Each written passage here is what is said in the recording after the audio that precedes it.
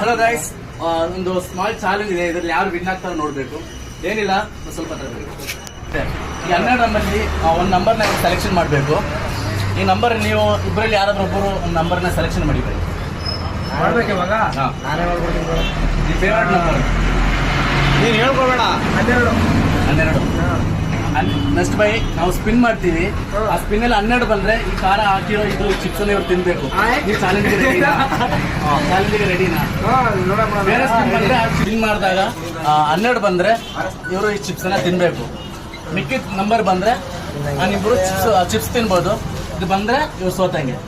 5,000-10,000 ರೂಪಾಯಿ ಏನಾದ್ರು ಕೊಡೋದಿದ್ದ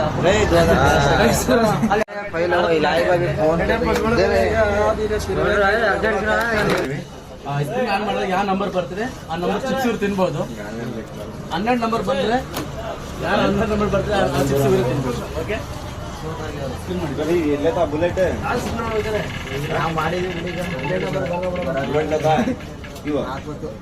ನಾಲ್ಕು ಬಂದಿದೆ. 4ನೇ ನಂಬರ್ ಚಿಪ್ಸ್ ತಿನ್ಬೋದು. मिर्ची खाना चाहिए अब वो फाइनल में कैसा है तेरे को खिलाता हो उसे ಗಾಯ್ಸ್, 12 ನಂಬರ್ ಬಂದಿದೆ.